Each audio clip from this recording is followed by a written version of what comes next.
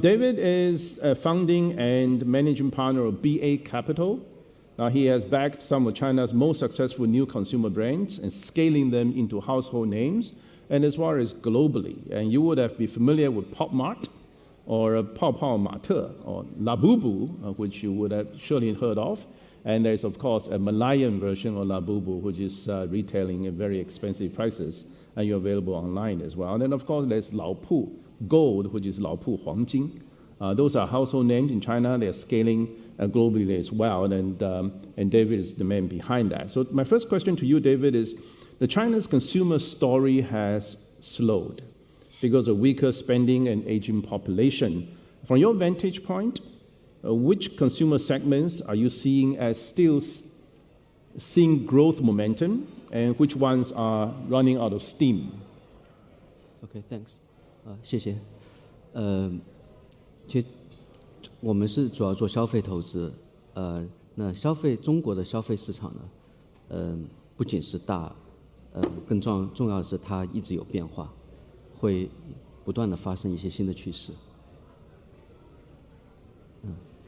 Okay. Our company does, of course, investment, but we mainly invest in China's consumer market.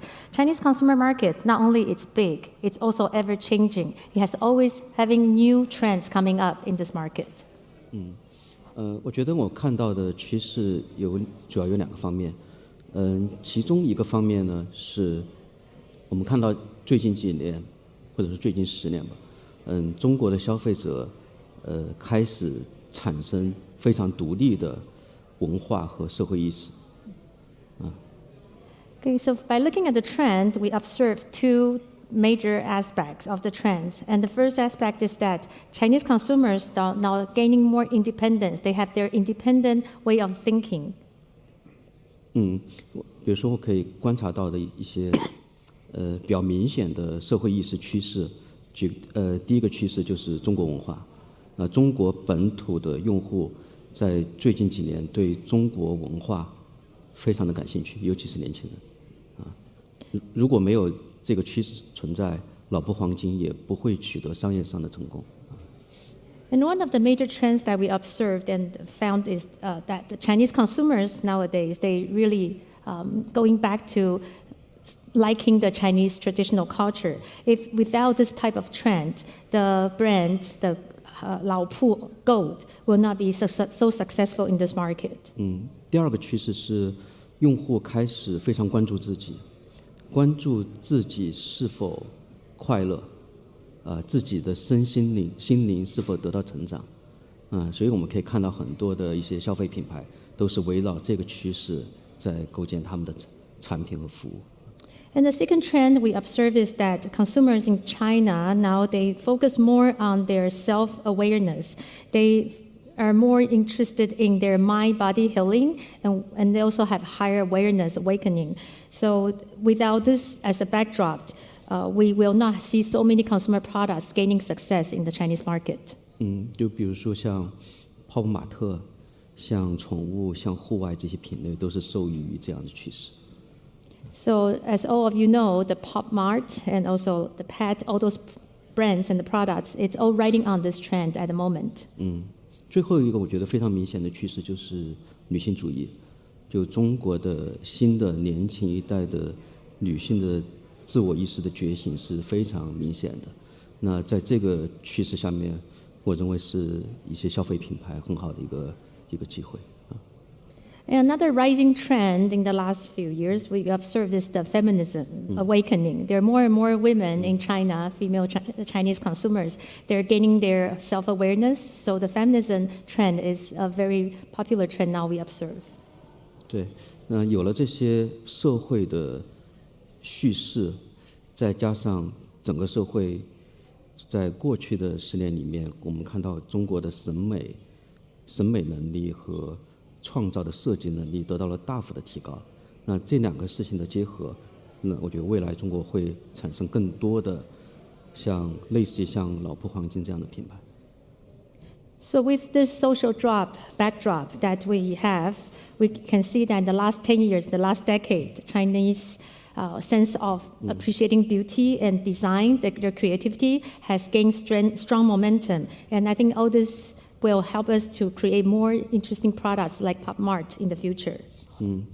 第二个方面呢，我说的简短一点，就是我觉得中国的连锁店还有很多的机会，原因是在于中国在过去10年里面，培养了大量的小型加盟商，以及中国的数字化进展得非常快，这样导致连锁业务可以得到更加快速和广泛的发展，这是我觉得我看到的第二个机会。Another observation that I have is on those chain stores, franchise or chain stores. In the past few years, China has created a lot of those big volume and small, low-price products that thus gives all those chain stores a big momentum to grow. And I think in the future, there's still a lot of room to grow in this area. 好的，谢谢。Well, thank you, David. I know there are a number of other people on stage here. All three of you, the rest of you, actually know the subject matter in consumer investment very well. And you mentioned about women, Chinese women investing. You mentioned about franchise. You remember a whole bunch of other things. We do have one lady here who's clearly very sophisticated taste in terms of consumptions and all that. So, Danny, would you like to comment on where the Chinese women's trends and preferences in terms of products? Yeah, I think Mr. He put it very, very well. Chinese women consumers are definitely going through what we call an awakening stage. I mean, feminism as a term is defined probably slightly differently in the West than how it's evolved in China. In China, it really means into looking inward, right? For women is we need to become cognizant of the social construct that's being built into the narrative of how we, part of our upbringing, to realize that actually we as individuals hold a lot more power than what we're led to believe. And I think that's manifested in the newer generation of Chinese female consumers. And speaking from our industry, gaming, right? Whereas in the West, you consider, even in America, when I went in 2019, 2022, people were still talking about the toxic gaming culture. The female gamers do not really want to speak up and then get represented. Whereas if you look at China, we have 50% of the gamers are female. And if you go to our esports tournament, now this is compared, this esports, by the way, for those of you who don't know, is not as organized professional tournaments based on games. So think going to an NFL event or going to an NBA tournament. When we do our esports tournaments, we have anywhere between 60% to 90% female attendance on site.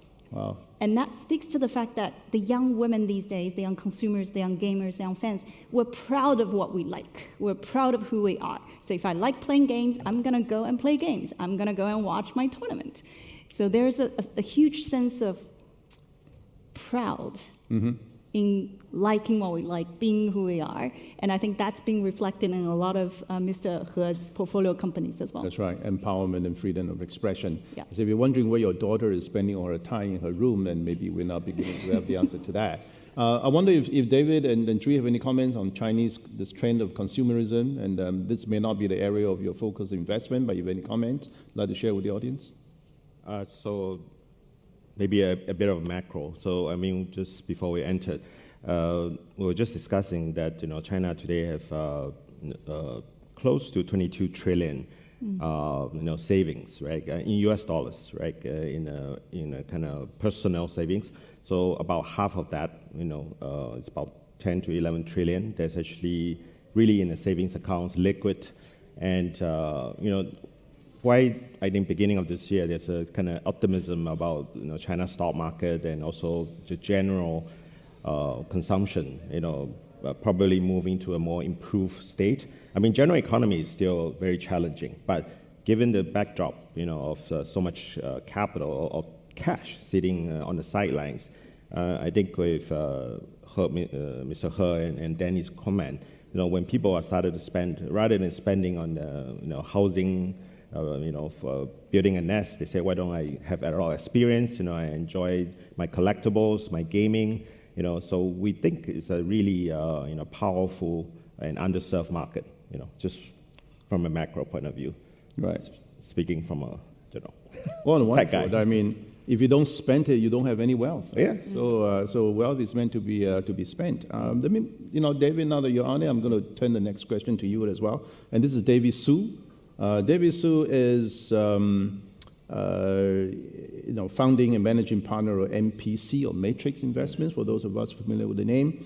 And he's one of the pioneers in China's deep tech ventures, with decades of experience investing in deep tech, software, and AI. And his early bets include, here it is, Baidu, Didi Chuxing, Xiaopeng, Xpeng, AAC Technology, Ruisheng Keji. Chances are the speakers and microphones on your phone probably may be a AAC product. First question for you, David. Now, China has poured billions into semiconductors and AI, right? From your vantage point, which areas are delivering globally competitive breakthroughs? And conversely, which are still struggling to catch up despite heavy state support? Okay. So, every technology conferences or discussions, you kind of have to talk about DeepSeek, right? So, which was released on January 20th, and of course in US, another significant event, which is the change of political leadership. And I think if you look at DeepSeek, I think what has really demonstrated that despite sort of the restrictions on GPU and semiconductor architectures and really constraining China, many of the kind of large language models and AI training systems in China has been able to do it pretty much on a tenth of kind of the computational power to really deliver very world-class language models. And if you look at, there's this global benchmark and indexing about how the language models is performing. And I think the very noticeable, like between Alibaba and DeepSeek, and also between ByteDance, many of these models are really just a step behind, OpenAI, Google Gemini. So people were saying, how did they do it? So clearly there's constraints on the computation. I think, when you don't have a lot of resources, you become much better engineering, so on codings. And many of this, interestingly, China's model now is really global open source champions, right? Many of these are shared, I think, even with Singapore, with many global companies, including American research institutions. They are looking at these models and say they are very, very elegantly, built. And I think we are at the stage of the world now. You're hearing like 400,000 GPU grid, built by Elon Musk and XAI, and same with Google, same with OpenAI. China, maybe at this stage, we see around 100,000 GPU, so maybe 1/5 of what American systems are. But at the same time, it's delivering performances not completely on par, but 70-80% to what US kind of models could deliver.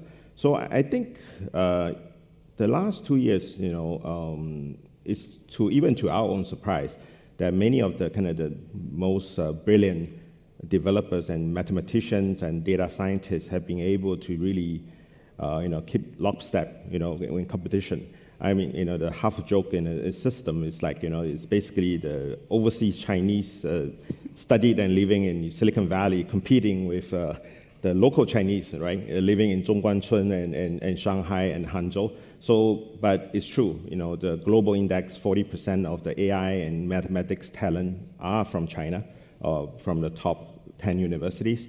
So this competition is immense, and I think at this moment, I call it very cost-effective. 1/10 computational power, in terms of ecosystems, but you're delivering, 70-80% of the performance.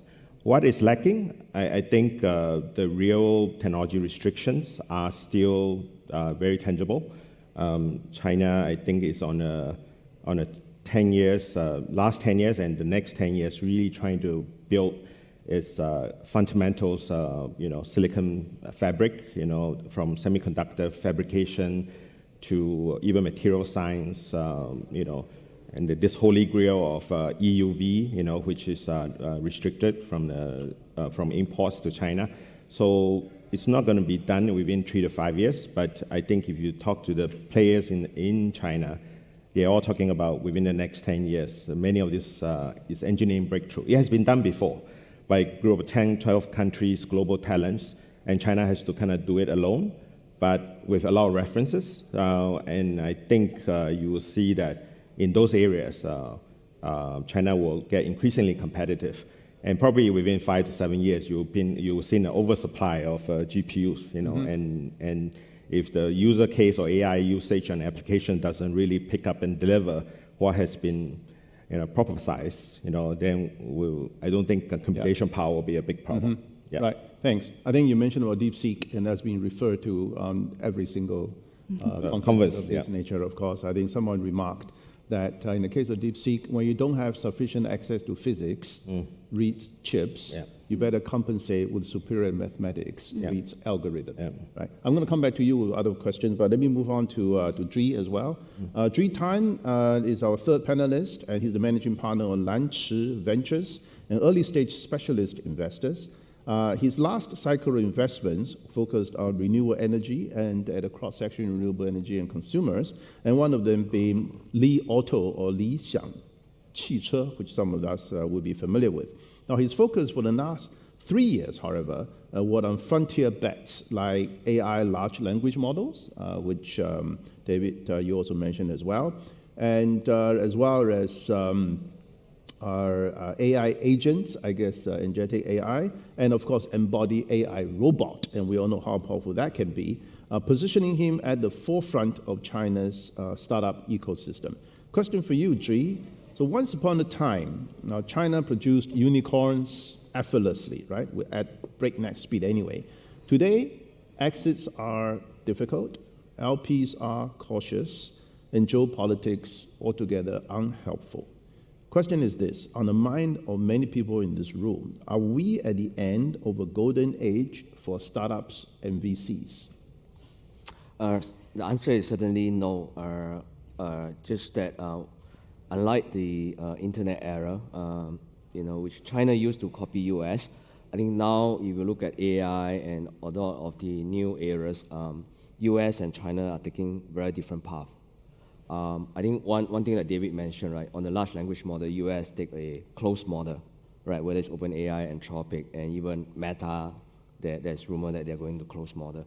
Whereas the Chinese large language model, they are going on, the open source route, and also they are based on the mixture of expert architecture, which basically means that the cost of delivering the AI capability is maybe 1/10, max 20% of the closed model.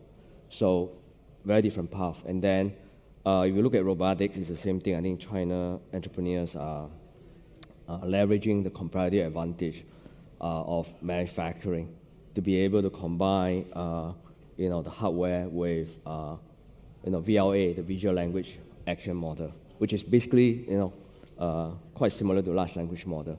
And as David earlier mentioned, right, I think that there are a lot of Chinese entrepreneurs who are top AI scientists. So combining the AI knowledge with the hardware capability that China has, you can see that there are a lot of what we call embodied AI robots companies being backed by VCs like us.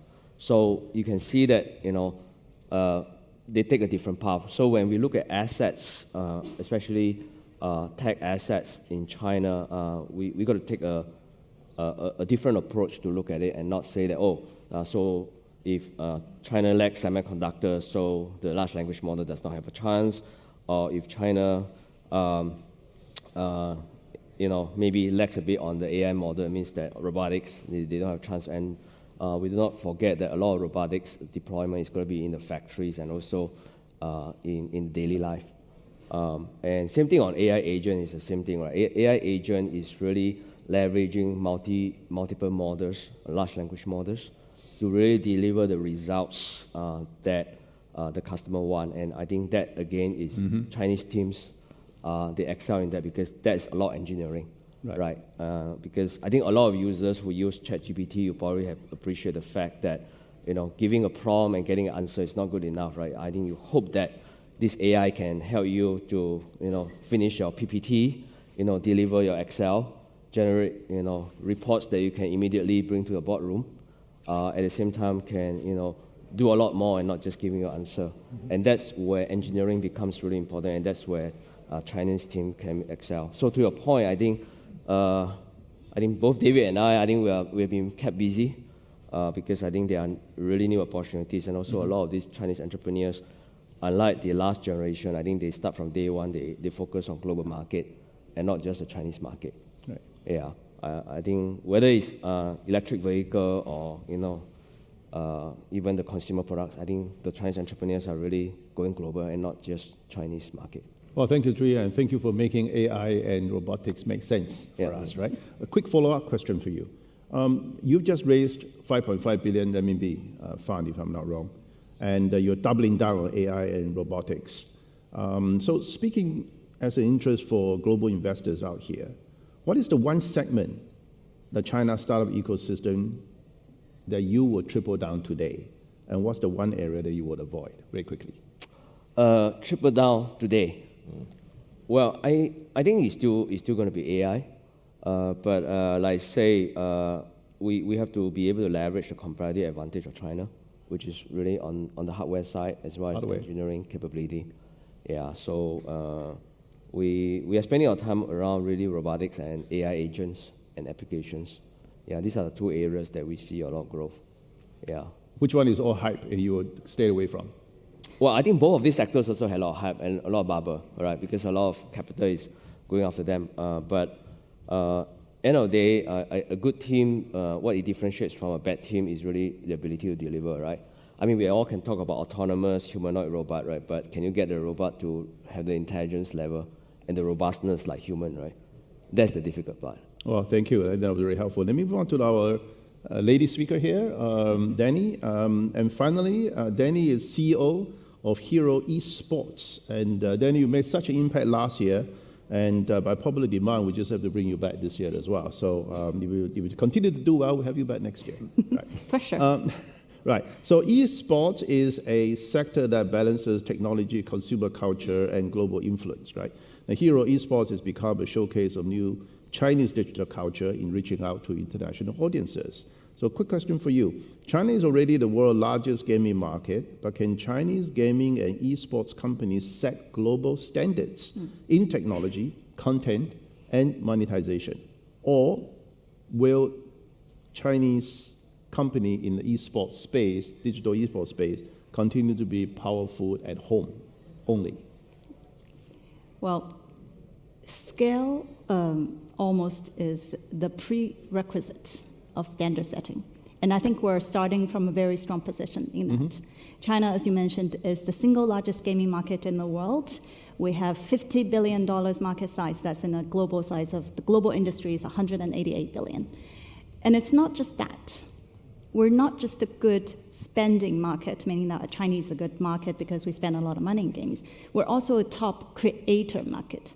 We're talking about that $188 billion gaming market globally, and right now it's estimated to be around 30% of that revenue comes from Chinese created games. And then 10 years ago, that would have been a neglectable number. And if you look at domestically in China, within that $50 billion of market, gaming market in China, 80% of which are actually domestic grown. Like 10 years ago, we were doing tournaments for all imported esports titles, whereas now the majority of our tournaments are actually built around esports titles that are created by Chinese developers. Right. So when it comes to developing, we obviously have been doing something right there. Then to break it down a little bit, monetization. This is somewhere that we've actually pioneered a lot of the innovations in the industry, like mobile first, live ops. A lot of those gaming as a service started out in China and now it's adopted around the world. Why? Because worldwide, monetization comes from fan engagement, and fans, gamers worldwide, they behave similarly. So that's translatable. And when it comes to technology, right, we've been mentioning DeepSeek a couple times. I know there's been this old perception of Chinese companies. to say that, oh, Chinese companies are great followers. We're good at application of technologies, applying technologies, but we're not great architects of new technology. Well, hopefully those DeepSeek moments that we observed earlier in the year provided a good example, a counterexample to that argument. And there are definitely a lot more of that. I mean, we are at the forefront. We're sitting on the front row of the innovation in the gaming industry as we observe our fellow entrepreneurs in gaming, esports, applying different technologies and coming up with innovative technologies. So I can tell you that we're just at the beginning of that. DeepSeek is something that we have already seen, but there are many like that technology innovations that are still underway and that we're going to see in the next 2 to 3 years. And then, but see, standards often follow scale, but standards will not be set purely just by scale.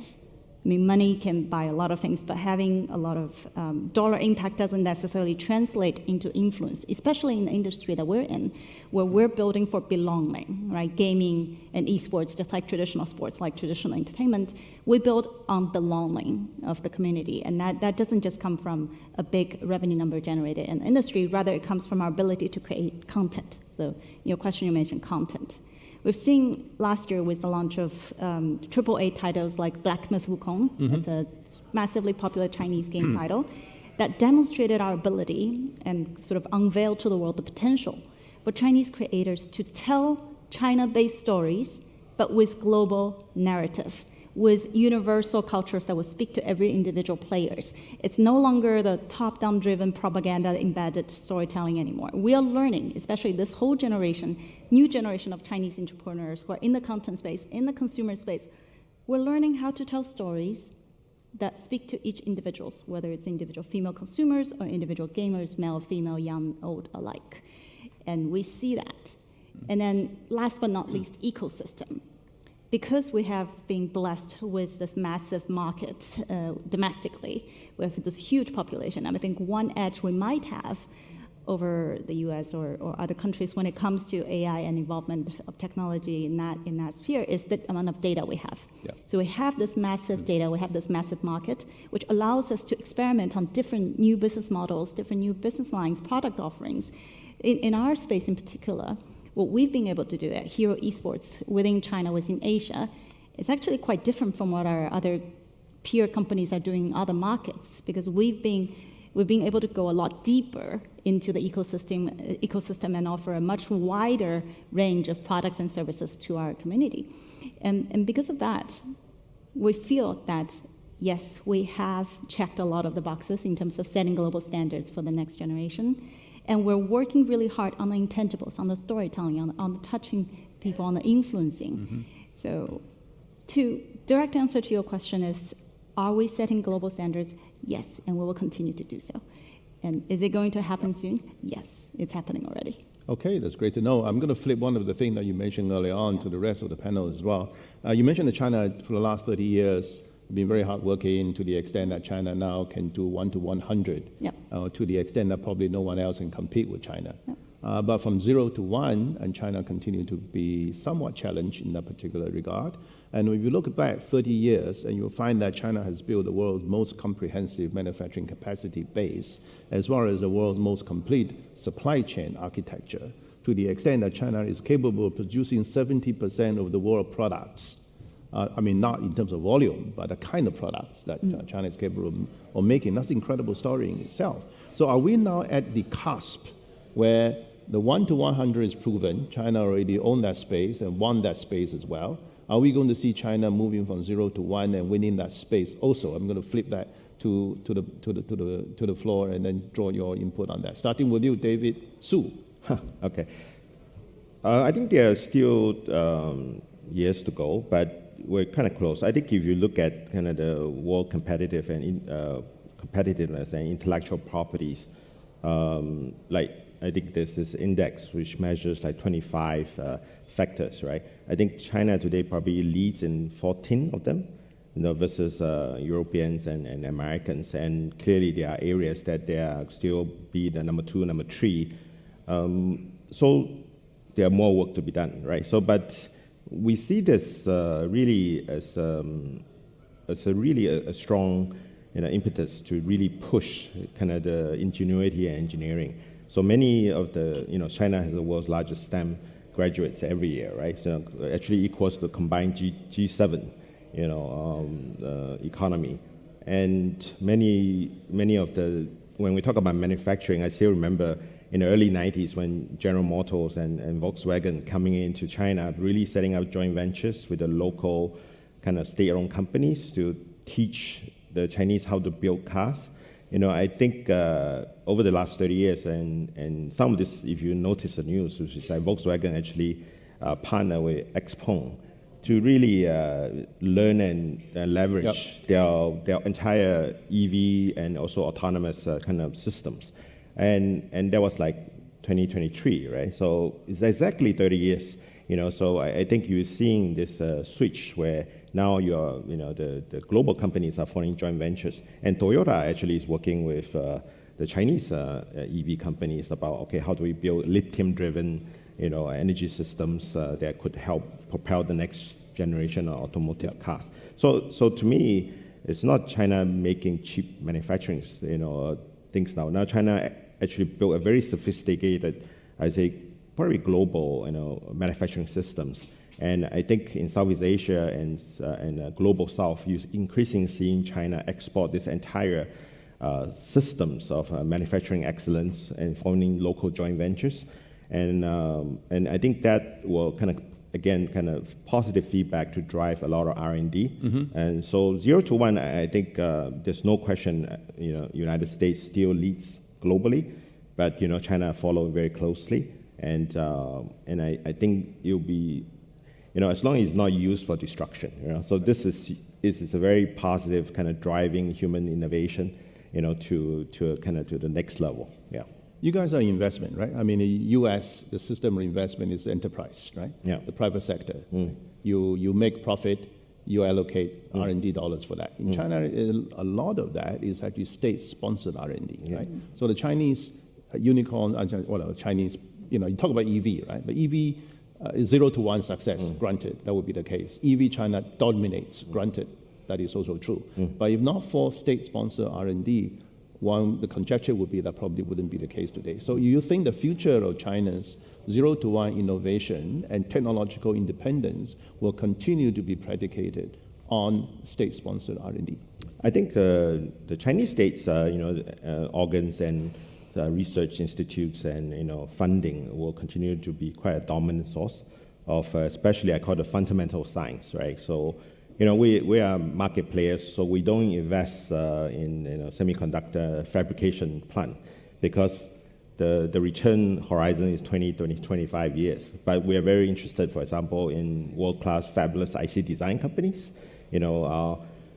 Talking about state, right? So if you notice the news coming out Washington, D.C., American has now clearly also practiced state capital. Intel has received large capital injections from the federal government, and I think you will increasingly see that part, become a more significant contribution. So I think in each country they will apply, state capital or sponsorships to areas that they feel is underdeveloped and can't really served by the market. Yep. And I think China has, over the last 30 years, has I think from a system science and tech has greatly benefited from a state sponsor. And I think as a market players in China and Greater China, I think we find areas where we operate and invest in companies and applications where the horizon is probably 5 to 10 years rather than 15 to 20 years. And we will leverage the research and innovation coming out of the universities and state research, and then hopefully match it with the market demands and globally. Yeah. Okay. So I guess industrial policy has become an important national security card for all countries. Yes. Right across the world. I mean, G, do you have any comments on that? My view is this, right? I mean, nothing wrong being excellent in 1 to 10, right? I mean, if you can survive well and have good gross margin from 1 to 10, why would you want to do 0 to 1, right? Yeah, so, but my view is this, is that as the Chinese companies, for example, in the vertical category, like for example, the electric vehicle, currently is really cutthroat, right? So you cannot just depend on making, nice looking car, that's not good enough anymore because there are a lot of competition. Then the EV manufacturer has to think, oh, should I start to invest R&D in some next generation battery technology, or should I start investing in better AI model for autonomous driving. We're invested in Li Auto, so Li Auto, I think they invested a lot of capital, in building the end-to-end autonomous driving, and leveraging the large consumer base they have, and they have a model that's as good as Tesla. So my point is this: is that at the end of the day, with 1 to 10 becoming really difficult because of competition, the Chinese entrepreneurs suddenly they will have to go into 0 to 1. So it's just a matter of time, and also depend on the stage of the industry development. All right, thank you. I'm going to go back to David He on the question, that an area that you excelled at. Right, so we have seen Chinese consumer brands from Pop Mart to Chargy to BYD to Mixue, many others, Larkin, right, all that, right? I mean, it's part of our lives, actually. They've succeeded enormously in overseas markets. So can you please tell us what, in your view, separates those that succeed abroad from those that stumble? And investors, what signals should we be watching out for before we commit big dollars? 好的，其实因为消费这个行业里面有非常不多的非常多种的这种商业模型和生意的形态，那他们走向海外的时候，他们面对的这个困难是不一样的。In the consumer industry, there are many different type of business models, and when they go overseas or go into the market, they also adopt different strategies. 面对的不一样的困难。They also are facing different challenges. 对，我举个例子，比如说像泡马特这样的公司，因为这样的偏中高端的品牌，他们天生就是他们的优势在于他们的产品的设计和他们提供的非常好的体验。那么往往这样的公司呢，他们从一开始他们就具备这种全世界的这种用户的就对美和对设计的认可，这样他们走向海外的时候，其实相对是更容易一些。So I like to take Pop Mart as an example. For brands like this, mid to high-end brands, when they start the brand, they already focus so much on the design itself, as well as the experience that it gives to the consumers. So when the company first started, they already have that in place in the globalized view. When it comes to the sense of beauty, when it comes to design, they focus a lot on that. So that's the success factors for those brands. 但是对另外一些类型的公司，我举一个例子，比如说零售公司，比如说通过分销来实现销售的这种，比如说快消品公司，那他们的核心竞争力有一大部分其实是建立在组织运营效率上面。So I like to also compare that to some other brands. So some other brands, they may be like retail brands. They do their mass selling through distribution channels, or they gain their profit from that kind of avenues. And those companies, they have to gain their foundation from the structure of the business itself. 那这些行业呢，他们往往也是相对人力密集型的行业，也包括服务业。So in other words, those companies, they rely so much on their capabilities of itself, including some service industry companies. 那么他们走向海外的时候呢，他们就会面对更多的挑战。这里面涉及到的就是公司的文化的一个每个市场它文化的不同，然后这个当地的这种劳工政策的不同，以及这个公司运转方式的不同。那么对他们来说，他们的挑战会更大一些。So when those companies want to go overseas, they will face challenges such as different company culture, corporate cultures, and also they will face different labor policies, as well as how they operate the companies, the operational difficulties that they're facing. 但总的来讲呢，我觉得中国的消费企业走向海外其实才刚刚开始，而且我有一个很强的信念，我觉得，中国的很多已经做得比较成功的公司，他们必然会成为全球性的品牌。So overall, in general, I think for Chinese companies to go overseas, we're just at the nascent stage, at the beginning of it. And I think those companies that already gain momentum, they are already envisioned to become a global brand, and they'll be successful in the future. Thank you, David. I think that was very helpful. Tell us if there's one consumer brand sector that in China you're particularly upbeat about. What would that be? Sorry, a bit about what? 就是在中国的消费的这个行业里面，有哪一类型的消费，你认为是你最看好的？最看好的，我觉得是中高端的品牌。中高端品牌。中高端品牌。I still think it's the mid to high end segment of the products. Yeah， 为什么？是因为比如说我们如果看中国的购物中心里面，我们去看平效。就是 sales by square meters 这种最高的公司前100名，中国的品牌目前仍然只是个位数，非常少。但是我们也看到有很多的公司正在成长的路上。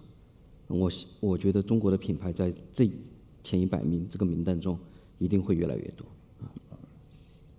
So why do I say that? Because if we look at the sales by square meter, and we do a tabulation, the ranking of those companies, you can see that the Chinese companies are still very minimal, maybe just single digit. And I think they have a big room to grow. In this growing path, I think we're going to see a lot more Chinese companies that go into the top 100 brands in the world. Thank you. Danny, one last question for you. Yeah. Sorry, David, you want to say something? Okay, great. Esports is capital hungry, yeah. right? And tightly regulated, right? So for investors looking at China's digital champions, what separates a company that can thrive under these difficult constraints from one that will not do well? What does well? Who do you look for? Okay, I think there are three keywords that I've summarized. Look for deep, look for those who are deep, who are wide, and who are open. Deep, wide, and open. Deep, wide, open. Okay. Look for those digital champions. Now, deep, meaning that I believe for digital champion companies like ours to succeed in China or actually globally, we need to start from a place of deep commitment and deep understanding of our industry. And that usually translates into deep upfront investments. I mean, companies like DeepSeek, they did that. Companies like PopMart, they did that. They actually launched hundreds of IPs before Labubu became a global phenomenon. Right. And then for game companies as well, like you have to have deep investment. When people think about esports, we need to understand that it's not like traditional sports where you put licensed people together. It's more complicated than that. We bring technology, content, experience together, which means on a court, when you usually have 5, 6, 10 cameras, we have 100, 200, 300 different cameras, both in-game and physical. So there's a lot of work that goes into that. To build a successful experience for us, in our perspective, requires a lot of investment and commitment in building the human capital, the talent, the technology, the equipment, and also building the portfolio of expertise that we have. So going deep is the first thing they should look for. Look for winners, look for people who are going deep. That's number one. Second is wide. So it's kind of like a platform play, right? Especially for the digital champions who we're serving the individual consumers, we're serving the fans. And then it's a bit like we need to have a portfolio of things for them to choose from. Mm-hmm. PopMart did that with its portfolio approach. I mean, TikTok is doing that. It's a platform where individual influencers can come in and post. And the way that we're doing it is that we are a platform-like business that we work with every game titles out there. We work with all the esports titles across genre, across life stages. So whichever one of them becomes a hit, I mean, we're always there to service them and to fuel them. The reason is, though, you build that infrastructure to support when one of those experiences or products click, you have that platform-level infrastructure to fuel its growth. So that's the second one, wide. The third is open. We talk about digital champions, right? But we don't live in a vacuum. Ultimately, we're serving people, our individual customers who live in the physical space. So we need to acknowledge and accept that there are rules of gravity that exist in the commercial space as well, meaning that we need to learn how to work with governments, how to work with regulations. You talk about esports being a regulated space. Of course it is. I mean, look at the amount of impact we have. We have, in China alone, we have 490 million esports fans that just watch esports events. And 70% of them watch them daily. And I think some 20-30% of them will watch 3 hours of contents every day.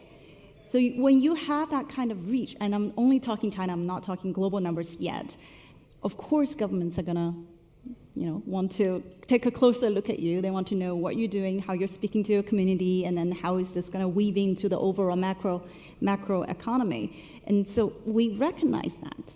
And especially at us, right? We are kind of the builder, the connector between the virtual experience and the physical experience. So we understand intuitively that we need to work with governments closely, and we need to work with international organizations closely, and we need to work like the Olympics, like the IOC when it comes to constructing plans for the Olympic esports games.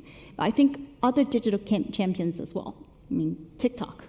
It's now the topic that's being discussed between two super nations. And any other digital champions or potential digital champions that will touch lives of hundreds of millions, if not billions of users, will need to consider that as part of their construct. So yeah, look for companies that are deep, that are wide, and that are open. Well, thank you for sharing with us that guiding principle of deep, wide, and open, which I think can be universally applied across many other situations as well. And thank you also for the example of Labubu. For one Labubu, there's 999 that didn't make it. And so for something like that to succeed, you will not only need conviction, tenacity, obviously you also need very deep pockets. We have 6 minutes left. I'm going to go with each of you, and you have 2 minutes to respond to the question I have in mind for you. Why don't I start with you, Danny? Sure. Yep. Is China's digital culture exports from gaming to esports a niche play or a mainstream global force? Mainstream. And we're watching it happen, right? We're at the cusp. I like the word cusp. We're at the cusp where we're going to see this inflection point of, in our space, gaming and esports, going from where it's in the basement, you have these other nerdy kids playing, to now it's actually the cool kids who are gamers. If you want to be a cool kid at school, you have to understand which games your friends are playing. You have to know how to game. You have to be good at gaming. And then therefore that leads to potentially you can become a star by playing very well. That is already embedded in part of the mainstream conversations of the future generation, not just in China, but look around the world, everywhere in the world. And the next 2 to 3 years is going to be instrumental in watching that change. We have Olympic esports games happening in 2027. We have a lot of global level tournaments like Esports World Cup that's unfolding. So yeah, come back in 5 years if I'm still honored to be invited here. We wouldn't be discussing this question because it would be done already. Right, thank you. We look forward to that day. And David Su, the next one is for you. Which frontier technology in China will deliver the greatest global impact come 2030? I think it will generally be the areas of AI and its applications. And I using the wide angle, I think it's just not AI with the application on your media. I think you will see big impact into, especially next 5 years, really penetrating into R&D, including material science, manufacturing systems. I just came from a visit to Li Auto, and they were manufacturing 1,000 EV cars, every 20 hours, 2 shifts with only 500 floor workers, and they're actually mostly skilled technicians. And you compare with that, traditional car manufacturer with 20,000 people probably have half the volume. So that's why I'm saying, many of the systems used is AI, is vision inspection, is software, and a kind of integrator. So I think the kind of the broad AI in terms of from large language models to software applications to even diving into how do you improve advanced manufacturing, material science research.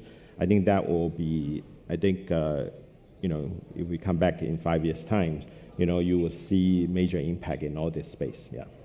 Thank you, David Su. And Zhui, the next one is for you. What's the single most underrated opportunity in China's startup ecosystem that global investors have overlooked?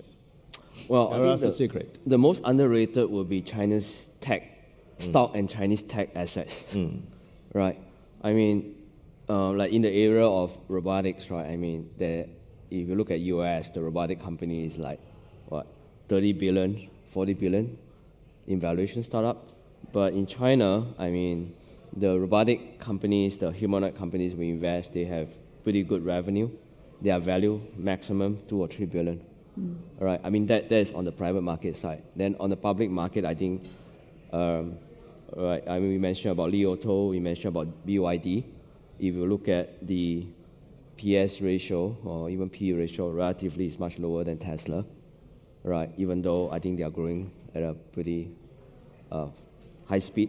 So I think the Chinese tech asset is underrated and undervalued.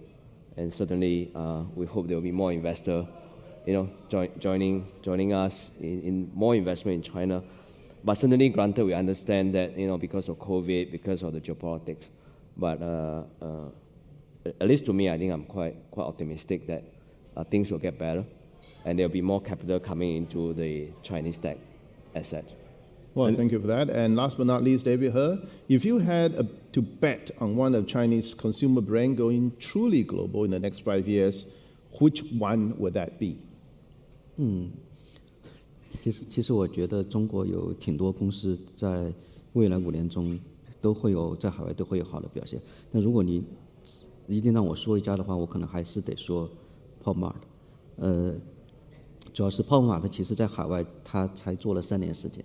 认真的做，所以他还有很多的工作可以做，从这个市场的渗透率，到这个产品的迭代，当然更重要的是不断的去运营和增强这些 IP 的受喜爱度和它的影响力。其实PopMart未来它应该在海外会从一个非常给大家带来很多快乐，而且非常生活在就是进入到人们生活中的方方面面的这么一家公司。Thank you. One last question, very rapidly, 10 seconds each. Sorry, go ahead. Translation. Yeah. So actually, there are many Chinese brands. I think they can go global. But if you force me to choose one, I would still say PopMart. PopMart has only established for 3 years, and it has still have a lot of room to grow in terms of market penetration, distribution channels, and also operational side. So if we focus a lot more on its IT and on its operation, I think this is a brand that can bring people real emotional values and give people a lot of happiness. And I think this is going to be the brand that's going to succeed. Okay, gentlemen, I think that was a wonderful translation. We are now right on the dot of the time, and thank you very much for being such an attentive audience. So please show us your appreciation of the panel.